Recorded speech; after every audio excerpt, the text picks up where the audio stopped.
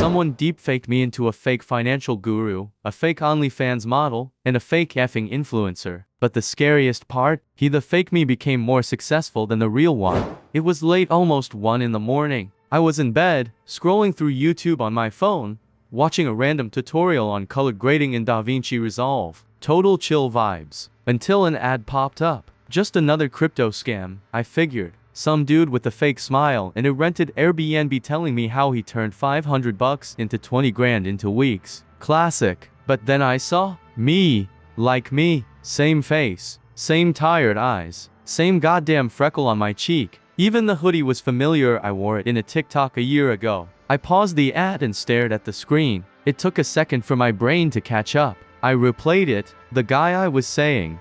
I started with just $500, and within a week I cashed out over 17 grand. This app changed my life. The lip sync was perfect. The voice sounded just like mine, not similar exact. Same tone, same rhythm. Even the little laugh I do when I try to sound humble. Only one problem, I never filmed this. I felt cold, like someone had reached into my chest and unplugged my heart for a second. I spent the next 2 hours doom scrolling. Crypto ad after crypto ad, and there I was, over and over. Sometimes with different clothes, sometimes a different background, but always me. My face had been digitally hijacked. I searched the app they were promoting. It had a shadiest website, some fake reviews, a Twitter account with obvious bots commenting "Thank you bro, you changed my life," and then, boom, testimonial page. Guess who's front and center? Yours truly. Apparently, I'm now a crypto millionaire, recommending this app to all my followers. I even had a fake name, Jason D. Cool. Never mind that my real name is Luke. I thought maybe they grabbed an old video of me and used AI voiceover. But this was different. This was too clean. They didn't just steal footage, they created new video of me saying whatever the hell they wanted. That night I didn't sleep. I kept digging, and then, around 3:30 a.m., I got a DM from an old friend, "Bro WF, you made an OnlyFans." I froze. "What are you talking about?" He sent me a link. I clicked. There I was, half naked, smiling at the camera, whispering some gross, AI-generated dirty talk. It was me, but it wasn't me. Now imagine what happens next. But before that, smash that like button and hit subscribe, cause the craziest part is just getting started. I didn't go to work the next day. I called in sick, but let's be honest, I was spiraling. Full-on meltdown mode. My digital twin was out there, pouring himself out on crypto scams and AI-generated smut, and I had zero clue who was behind it or why. The only thing I knew for sure, someone had access to my face, my voice, my mannerisms, and that someone had gotten real good at using them. At first, I figured it had to be random, like a bot scraping the internet, finding public videos and turning them into deepfakes. Happens all the time, right? I started digging through my own content, old TikToks, random live streams, even deleted Instagram stories. That's when I realized something terrifying. Every video that got used was private. Stuff I never posted. Stuff I recorded but never shared. Like one where I was testing a camera mic and talk nonsense for 5 minutes. Or another where I was shirtless in front of my laptop, stretching and yawning. Low effort, casual, unpublished. That's when the bottom dropped out. This wasn't a random scrape. This was someone who had access to my files, my drafts, my backups. I felt nauseous. I checked everything, my Dropbox, my Google Drive, my phone storage, even my iCloud. There had been no alerts, no warnings, nothing. But then I remembered something. A year ago, I gave access to all my raw footage to a friend of mine, Erin. She was helping me organize my stuff when I thought I was gonna start a serious YouTube channel. She had offered to back up my old videos to her hard drive while I figured out my content strategy. We used to hang out all the time back then. Late night editing sessions, brainstorming over coffee, joking about how I'd be TikTok famous one day. I trusted her. Hell, I even had a crush on her for a while. But now, my stomach twisted just thinking about it. I called her, no answer. I texted, "Hey, random question, do you still have that folder with my old footage?" No reply.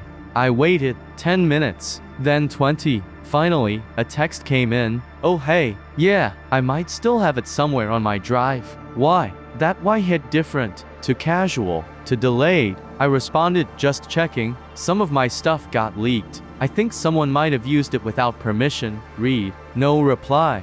15 minutes passed. I called again. No answer. Then, finally, a second text. That sucks. Hope you figure it out, I swear to God. My hands were shaking. I knew her tone. I knew how she texted. That emoji? She never used that emoji. Not unless she was being passive-aggressive.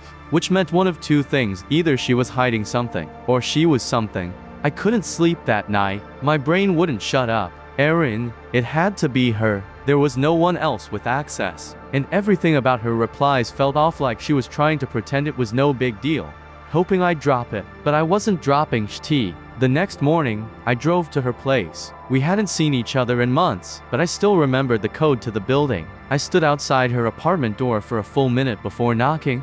No answer. I knocked again, harder. Then I heard it movement inside, whispering, the subtle click of a laptop shutting. Erin, I called. I know you're in there. I just want to talk. Nothing. Then, after a long pause, the door creaked open. She looked like hell messy bun, oversized hoodie, dark circles under her eyes. Luke, she muttered, you can't just show up like this. I pushed past her before she could finish. Her apartment was a mess. Cables everywhere. 3 monitors glowing in the dim light. A webcam still warm on a tripod. Jesus, what are you doing in here? I asked. She didn't answer, just stood there with her arms crossed. You sold my face? I said. She flinched. It's not what you think. No? Then what is it? Because I've seen myself selling crypto. I've seen myself naked whispering into a effing fake OnlyFans promo. That look familiar? She looked down. How much are they paying you? It's not like that. I stepped closer. Then explain it to me. Right now. Because this is F-Ed. She took a deep breath and sat on the couch,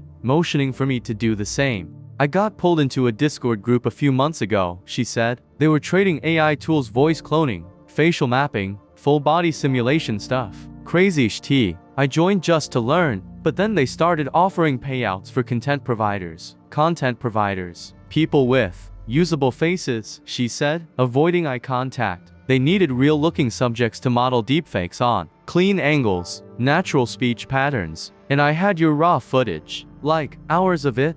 My stomach dropped. So you uploaded me, I said. I didn't think it would blow up. At first, it was just one video, a sample. They turned it into an ad. It got clicks. Then it spiraled. I didn't even realize how far it went until I saw the OnlyFans thing. I swear, I stared at her, stunned. And you didn't stop it? She looked at me with tears welling up. I tried, but by then they already had your model, your voice. I wasn't controlling it anymore. I was just watching it happen. I stood up. I'm reporting this. She nodded slowly. I figured you would, and you're gonna help me shut it down. You don't understand. It's not that easy. These people, they're not just nerds on a forum. It's a network. They're running crypto pump and dumps, subscription scams, blackmail operations. I think they even run some of the dating bots you see on Instagram. I blinked. What? Yeah, she said. It's massive. And they're using you in like 7 different campaigns. She pulled out her laptop, opened a folder. There I was. Again, in ads, in fake interviews, in webcam footage I never filmed. Smiling, talking, seducing, selling, lying, but I never said a word. And the kicker? One of the files was labeled Luke Alt Pitch 3, MP for Alt, alternate. They'd even built versions of me. I couldn't breathe. I was staring at my own face over and over, saying things I never said, doing things I never did. Ads, interviews, product endorsements, sketchy webinars, even an influencer AMA where I apparently gave financial advice to teens. It wasn't just that my identity was stolen, it was that my identity had been monetized. Erin sat across from me, silent, letting it all sink in. I clicked through the folder on her laptop. There were dozens of clips, all labeled like product versions. Luke Intro Agent, Luke Finance a Boost 2, Luke Luxury Cofinal. I opened one called Luke Crypto Levestrum 1. It was a fake Twitch stream. They built an entire backdrop chat flying by, donation alerts, fake comments. And there I was, streaming, talking about market trends, selling sh*twins, laughing, answering fake questions like, do you really think this is better than Bitcoin? Oh, 100%. This platform has momentum. Trust me, we're only getting started. I shut the laptop. This is effing insane. Erin nodded. I know. No, you don't know. You stood by while they turned me into a effing puppet. I could lose my job over this. My friends have already seen the ads. My effing parents saw the OnlyFans clip. I can't even look them in the eye anymore. I didn't mean for it to go this far, she said, softly. But it did. And now I'm viral for all the wrong reasons. I stood up, pacing. What do I do? Call a lawyer? FBI. Post a TikTok and hope someone believes me? They'll think it's just another filter, she said. The AI is too good now. No one can tell what's fake unless you catch it early. I stared at her. So that's it? I'm just Fed. No, she said, standing. But you have to move fast. They're already pushing your persona into bigger projects. What kind of projects? She hesitated. They're creating a fake financial advice course. Like a full-on brand. They're launching it next week. Website, videos, testimonials, everything. You're the face. I froze. How do you know that? I still have access to the Discord. I see what they're building. I narrowed my eyes. You're still in the server? I'm keeping tabs. Trying to find an opening. I didn't believe her, not entirely. But I didn't have time to argue. Then give me access, I said. What? I want in. Their server, their tools, their files. I want everything. She hesitated, but then slowly nodded. Okay, I'll send you an invite, but use a fake name. And don't say anything. Just watch. I nodded. An hour later, I was in. The Discord server was massive, hundreds of members. Different channels for voice models, facial rigs, ad campaigns, crypto funnels, even a section called narrative testing. Every thread was cold, efficient, professional. It wasn't chaos. It was corporate. They weren't just random scammers. They were building digital brands out of real people. And I was one of them. Worse, I was one of their top performers. Pinned at the top of the channel, Luke Model 7 X ROI.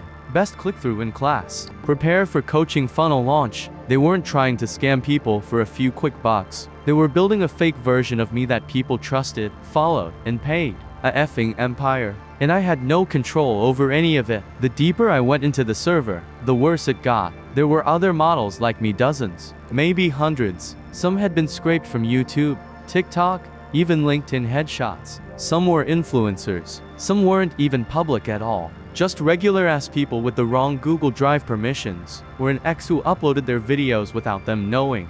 Each had a folder, each had a name, each had a goddamn file tree like a product line. And the scariest part, some of them were active users in the server. Not admins, not creators, subjects, victims like me. But instead of freaking out or going to the cops, they were involved. One guy handle was AltSteve, had his entire deepfake persona converted into a fitness guru. He was helping write scripts for his fake self, talking about conversion rates, branding opportunities. AltSteve converts to 0.3x better with lower energy delivery. Keep tone calm, focused, add more dog mentions. Women trust dog guys. I couldn't believe what I was reading. Another user, Minoloop, was the face of a fake wellness podcast. She even replied to someone asking if her real self cared about the project IDGAF.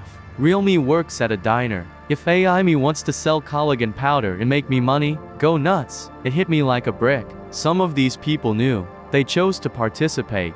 They were literally co-managing their fake selves. This wasn't just theft anymore. It was opt-in identity splitting. I didn't know what was worse, that people were getting exploited, or that some of them didn't mind. Like they'd accepted it, as if the real version of them didn't matter anymore. I sat there, scrolling, eyes burning, trying to figure out what the hell I was looking at. And that's when I saw it. A thread titled Luke Expansion Proposal Voice Access Ready, Motion Layer V for uploaded. I clicked it. It was a full doc. Plans for my next move, launching a fake course, building a podcast series, even designing merch with my quotes on it. Quotes I never said. Control your coin. Control your future. Luke D. Who the hell is Luke D? Definitely not me.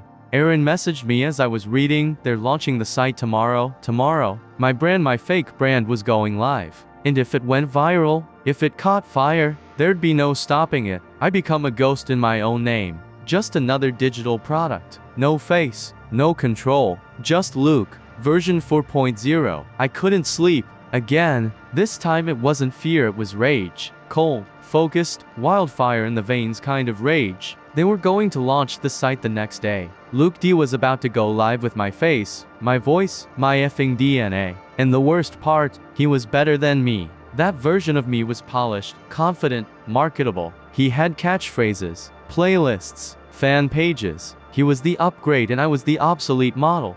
I knew what I had to do. Burn it all. The next morning, I called in sick again. Then I drove to Erin's apartment without warning. She looked like she hadn't slept either. Her eyes were red, hoodie pulled tight over her head. She opened the door without a word, and I walked straight in.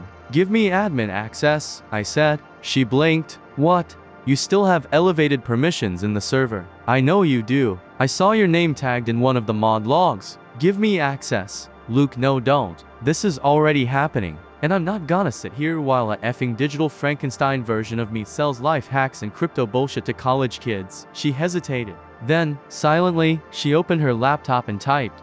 "Don't touch anything yet," she warned. "If they see new admin activity, they'll flag it." "I don't care," I said. "I'm not going in quiet." She looked at me, really looked, for the first time in weeks. "Then you better be ready to lose everything."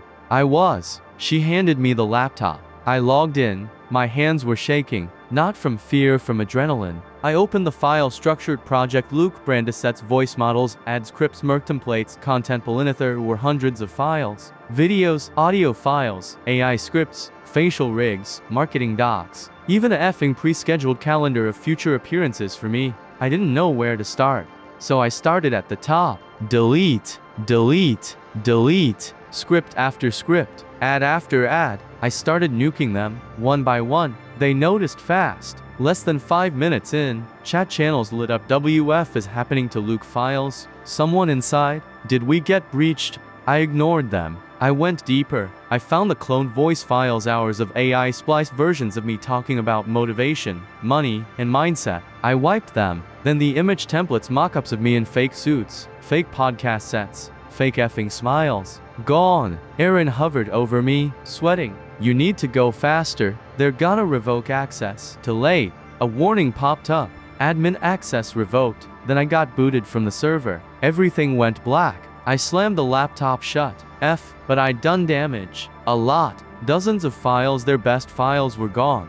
That afternoon, the website still launched. They'd backed up just enough. It looked cleaner now, fewer assets, more minimal. But there he was, Luke D, giving away a free ebook, smiling in the banner, promising to fix your financial future. I couldn't stop the launch, but I could kill the brand. So I took a breath and uploaded a video, raw, unedited, just me, talking. If you're watching this, you've probably seen my face, you've probably heard my voice, seen my so-called advice, and maybe even signed up for a fake crypto app thinking I endorsed it. I didn't. What you saw wasn't me. I've been deep-faked, cloned, and sold. My identity was hijacked by a group using AI to build fake influencers, and I was one of their best. But I'm real, and I'm not going anywhere. I posted it to TikTok, Instagram, Reddit, Threads, everywhere. The backlash came fast. People were pissed, shocked. Some called me a liar. Others believed every word. The site traffic for Luke D tanked by half in 3 hours. Sponsors started pulling out. Subreddits lit up with threads like, "I think this influencer is actually fake. Here's proof." It was working. Not perfectly, not clean, but enough. That night, Erin messaged me, "You started a war." I replied, "Good. I'm not done." Final chapter. He thought taking them down would fix things. I thought burning their files, exposing the scam, and reclaiming my voice would make it all go away. But I was wrong. In the weeks that followed, things didn't go back to normal. They got weirder. People recognized me on the street, but not as Luke. As Luke D. They'd smile like they knew me, ask if I was still doing the podcast. One guy even tried to pitch me on a new crypto token, said he'd seen my hustle and respected it. My face had become a brand. My real identity, just background noise. And online, it was worse. Every time I posted something, anything, people questioned if that was fake too. Is this the real Luke? Nice AI filter, bro. Damn. The bot's getting emotional now. It didn't matter that I told the truth. The truth had no traction. But the lie, that sh*t was viral. I became a glitch in my own reputation. So I stopped posting, stopped trying to explain, stopped fighting. And then, about a month after the video, I got an email. Subject line, "Monetize your face for real this time." I almost deleted it, but something made me click. It was from a startup, VC-backed, real investors. They'd seen my story, they said. They admired my transparency, my resilience. They thought I was the perfect candidate for a new venture, licensed deepfake identity management. You heard that right. They wanted to help me monetize my own AI double, control it, profit from it, reclaim the narrative. Why let scammers use your face? The email said, when you could be getting paid. I sat there staring at it, heart thumping. It was everything I'd just spent weeks fighting against, but it also made a sick kind of sense. I couldn't undo the damage, couldn't erase the deep fakes, couldn't scrub every bot, every share, every lie, but I could own it. And in that moment, something inside me cracked, or clicked, maybe both. I opened a new tab, typed lucked, and it was still available. I bought the domain. Now, I run the show. I license my face, my voice, my digital likeness. Luke D is my property now fully trademarked. He hosts webinars I don't attend. He sells merch I never wear. He gives interviews with AI answers I sign off on. And me, I ghostwrite for myself. Here's the effed up part, though. He's more successful than I ever was. He gets more views, more money, more brand deals. He's cleaner, sharper, less emotional, always on message. No insomnia, no breakdowns, no hesitation. He's everything I'm not, but he's mine. So yeah, you could say I sold my face. But the truth is, I sold myself first.